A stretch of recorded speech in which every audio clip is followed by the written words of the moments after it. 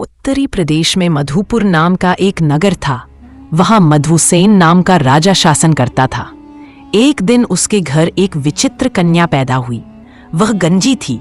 जब वह बड़ी हुई तब भी उसके सिर पर बाल नहीं आए। यह देखकर राजा बहुत परेशान हो गया। राजकर्मियों से बोला, इस कन्या को दूर जंगल में छोड़ आओ, कोई देखना भी न पाए। पर सेवकों ने कहा, महाराज, ऐसी बातों में बिना ब्राह्मण से पूछे निर्णय नहीं लेना चाहिए। राजा ने ब्राह्मणों को बुलाया। ब्राह्मणों ने कहा, देव, गंजी कन्या अपने पिता के लिए अनिष्टकारी होती है। इसका उपाय यही है कि आप इसे न देखें, और यदि कोई पुरुष इससे विवाह करना चाहे तो कन्या और धन देकर उसे देश निकाला दे दे।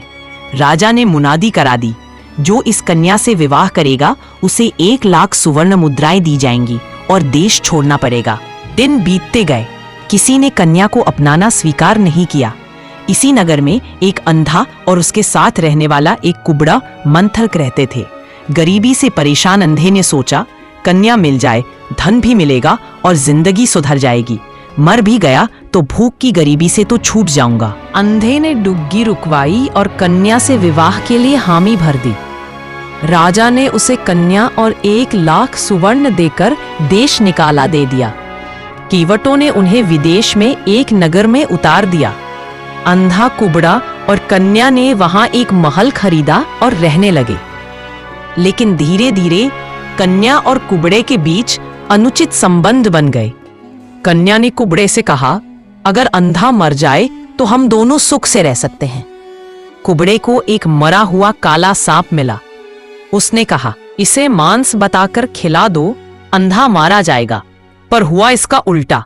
सांप पकते समय उसकी भाप अंधे की आंखों में लगी और अंधे की दृष्टि वापस आ गई। अब वह सब देख सकता था।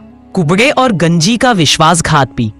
क्रोध में अंधे ने नाटक किया कि वह अभी भी नहीं देख सकता। फिर सही समय देखकर उसने कुबड़े को उठाया और जोर से गंजी पर पटक दिया। कुबड़ा मर गया और गंजी भी मर गई। दोनों को अपने किए का दंड मिला। कहानी की सीख, जो धोखे और छल से दूसरों को नुकसान पहुंचाते हैं, अंत में उनका विनाश निश्चित है।